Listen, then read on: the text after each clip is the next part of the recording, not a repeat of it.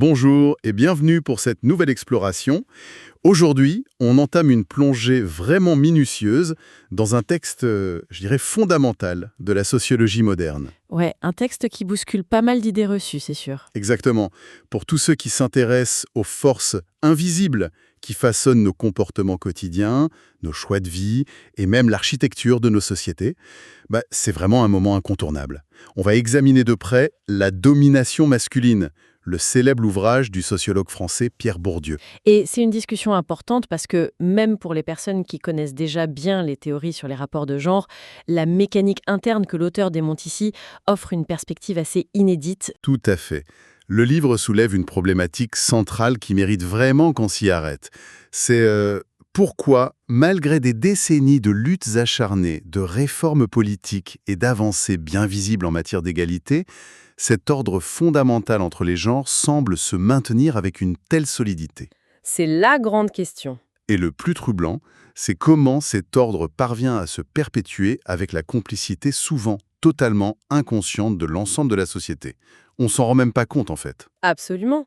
Et je pense qu'il faut poser notre cadre tout de suite. L'approche de ce livre, et par extension notre discussion d'aujourd'hui, n'a pas du tout pour but de formuler des jugements moraux ou de pointer des coupables du doigt. Ouais, c'est pas un tribunal de la pensée. Non, pas du tout. L'objectif de l'auteur, c'est vraiment de démonter les rouages de ce qu'il appelle une machine symbolique. En gros, comment une mécanique sociale arrive à transformer ce qui est, à la base, purement culturel et arbitraire, en quelque chose qui nous paraît totalement naturel. Ce qui coule de source, quoi. Voilà, c'est ce processus qui rend les asymétries de pouvoir presque invisibles à l'œil nu. Et cette idée d'invisibilité, ça nous amène directement à un concept central du livre. C'est ce que l'auteur appelle le paradoxe de la doxa. Bourdieu s'étonne de la facilité déconcertante avec laquelle un ordre établi, même très inégalitaire, est accepté au quotidien, sans plus de rébellion que ça. C'est vrai que quand on y réfléchit, c'est fascinant. Il utilise d'ailleurs une métaphore que je trouve très parlante. Il propose d'imaginer 5 minutes de circulation automobile sur une grande place parisienne. Ah oui, l'exemple de la circulation. C'est ça. Des milliers de gens respectent les sens uniques, s'arrêtent au feu, cèdent le passage. Et tout ça sans qu'on ait besoin de les forcer physiquement à chaque carrefour. Et l'auteur avance que, de la même manière, un ordre social asymétrique est accepté tous les jours, sans provoquer de soulèvement massif. Parce que les conditions d'existence finissent par sembler normales pour ceux qui les vivent, même si de l'extérieur, ça paraît très intolérable. Exactement.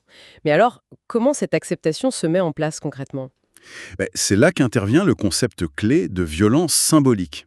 Et il faut vraiment prendre le temps de l'expliquer parce que les mots peuvent porter à confusion. Oui, le mot violence fait tout de suite penser à des coups ou des agressions. Voilà, alors que dans l'analyse de Bourdieu, ce n'est absolument pas une violence physique ou une coercition brutale.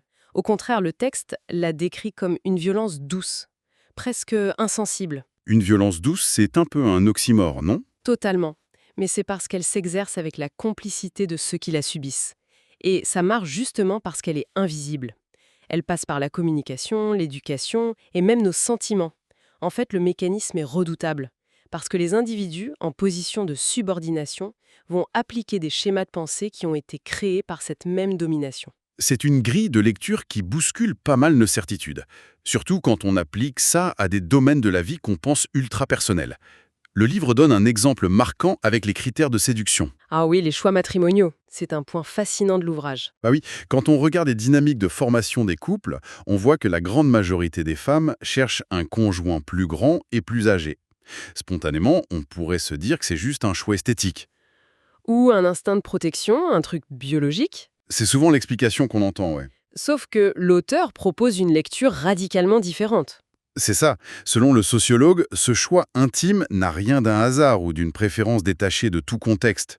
L'ouvrage met en lumière que c'est en fait l'incorporation inconsciente d'une norme voulant que l'homme occupe la position dominante. Donc la taille et l'âge, ce sont des marqueurs sociaux en fait. Exactement, des marqueurs de protection, d'autorité et de supériorité. L'analyse décrypte une mécanique psychologique assez complexe. Dans notre société, une femme ressentirait le besoin d'être avec un homme dont la supériorité est visible pour préserver sa propre dignité sociale. C'est fou de se dire que pour éviter d'être dévalorisée par le regard des autres, elle va chercher un partenaire qui la dépasse physiquement ou en âge. C'est exactement l'idée. L'ordre social se transforme de façon invisible en désir amoureux spontané. l'exigence de la société devient notre propre désir. C'est vraiment troublant. Et pour démontrer que c'est pas juste lié à notre époque, Bourdieu fait un détour ethnologique assez surprenant. Oui, il s'appuie sur ses anciennes observations d'une société traditionnelle berbère en Kabylie. Et au début, en lisant ça, on se demande pourquoi faire ce grand écart historique et géographique. Mais en fait, il utilise ce terrain d'étude comme un miroir grossissant. L'auteur part du principe que notre propre culture nous est tellement familière qu'on ne voit plus ses structures. On baigne tellement dedans qu'on est aveugle. Voilà. Donc passer par cette société traditionnelle, ça permet de créer une distance pour briser cette familiarité. Et le livre décrit ça comme l'archéologie de notre inconscient androcentrique. Ce que l'analyse de cette société kabyle révèle, c'est un monde où la division selon le genre est institutionnalisée et visible partout, surtout dans l'espace physique. Ah oui, l'espace est super clair dans le texte.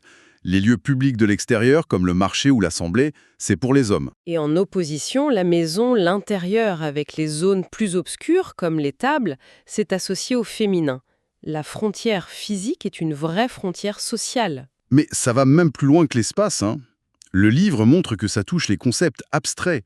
Tout est divisé en oppositions binaires. Le haut et le bas, le sec et l'humide, le droit et le courbe. Et bien sûr, toutes les qualités valorisées comme le droit, le fort, le lumineux sont du côté masculin. Le courbe, le faible, l'obscur sont du côté féminin. C'est tout un système qui justifie le rôle de chacun de manière pseudo-naturelle. Et le lien que fait l'auteur, avec notre monde moderne est saisissant, parce que l'idée, c'est pas dire qu'on vit comme dans les années 60 en Kabylie. Non, bien sûr que non. C'est de montrer que ces mêmes oppositions binaires structurent encore notre façon de penser aujourd'hui, mais en silence. Tout à fait.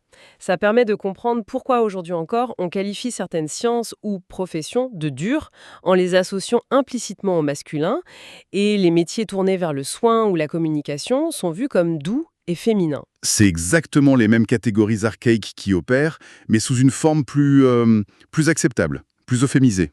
Et cette mécanique nous amène à un autre point majeur abordé par l'auteur, la fabrication des corps. Ou la somatisation des rapports sociaux. La somatisation, oui. L'idée que la domination s'inscrit carrément dans la chair, dans nos postures. L'ouvrage explique qu'on sort de la biologie pour entrer dans un dressage social continu. Les femmes apprennent inconsciemment à restreindre leur espace physique, à croiser les jambes, à adopter des postures de retrait, ou utiliser le sourire pour apaiser les situations. Le livre parle même d'une sorte d'agoraphobie sociale induite. Le corps intègre qu'il n'a pas légitimement sa place dans certaines postures d'autorité. C'est très juste. Mais là où l'analyse de Bourdieu apporte une nuance vraiment cruciale, et souvent inattendue, c'est qu'elle montre que ce système est aussi un piège redoutable pour les hommes. Ah oui, le fardeau de la virilité, c'est une partie passionnante. L'ouvrage met en lumière que la masculinité, telle qu'elle est exigée par la société, n'est pas qu'un prévisage. C'est une charge épuisante. Une tension permanente, ouais. C'est ça, un idéal inatteignable de puissance et de contrôle. Et ça engendre une immense vulnérabilité. Les hommes sont condamnés à devoir constamment prouver leur valeur. Surtout sous le regard des autres hommes, d'ailleurs. C'est ce qui explique, selon le livre, l'investissement parfois forcené dans les rapports de force, les jeux de violence, le sport extrême. Et la suppression presque totale des émotions. Montrer de la tendresse ou de la peur, ce serait perdre son statut dans cette hiérarchie symbolique. Pour illustrer ça, l'auteur fait une incursion brillante dans la littérature.